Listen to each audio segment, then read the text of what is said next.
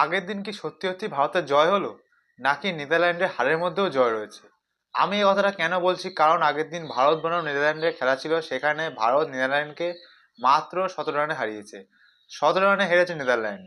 ভারত করেছিল 193 রান 6 উইকেটের বিনিময়, আর নেদারল্যান্ড সেই রান চেস করতে এসে মাত্র 176 রান করে 17 রানে হেরে গেছে। মাত্র 17 রান। আরেকদিকে একই দিনে খেলা হয়েছিল পাকিস্তান বনাম নামিবিয়া, সেখানে পাকিস্তান করেছিল প্রথমে ব্যাটে করে 199 রান। সেই রান চেস করতে এসে নামিবিয়া 97 রানে অল আউট হয়ে যায়। পাকিস্তান কিন্তু 3 উইকেটে বিনিময় করেছিল 199 রান, আর সেদিকে ভারত 193 রান করে মাত্র 6 উইকেটে। 6টা উইকেট গেছে, মাত্র 4টি উইকেট বেঁচেছিল। ভারতের এক কথায় বলা যায় অভিষেক শর্মা পুরোপুরি ফ্লপ। কালকেও কিন্তু অভিষেক শর্মা 0 রানে আউট হয়ে গেছেন।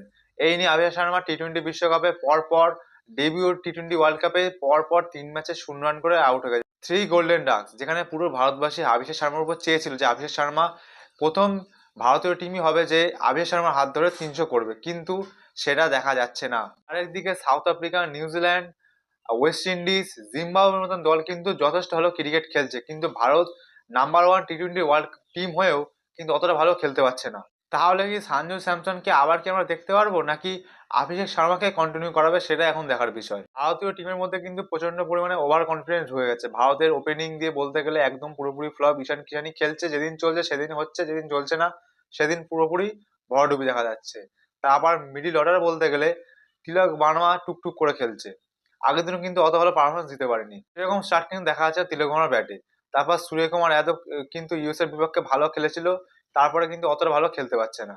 তারপর হার্দিক পান্ডিয়া, শিবম দুবে কিন্তু কোনো কথাই ওঠে না, যথেষ্ট ভালো খেলছে, এরাই কিন্তু খেলছে। আর রিঙ্কু সিং যথেষ্ট ভালো খেলছে, যখনই সুযোগ পাচ্ছেন তখনই কিন্তু তিনি মানুষের মন জয় করে নিচ্ছেন। ভারতীয় বলিং কিন্তু এখনো ভালো ভালো ইমপ্রুভ করতে হবে, নাহলে কিন্তু আগের দিন বেধড়ক মার খেয়েছে সমস্ত বলার।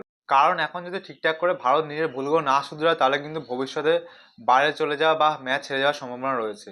ভারতীয় টিমের বিরুদ্ধে কিন্তু এখন কোনো দুর্বল টিম খেলবে না, সব কিছু শক্তিশালী টিম।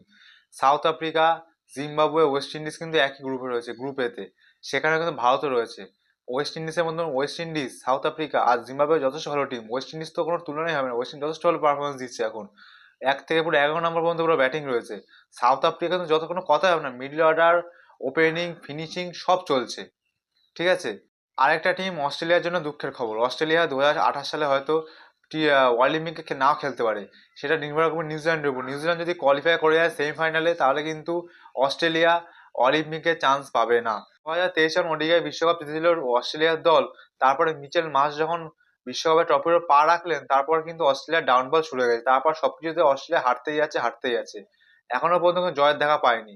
অস্ট্রেলিয়ার সমস্ত প্লেয়াররা কিন্তু চোট রয়েছে, সেই কারণে হয়তো টি-20 বিশ্বকাপ অত ভালো খেলতে পারেনি এই বছর। কিন্তু কিছু করার নেই আর অস্ট্রেলিয়ার।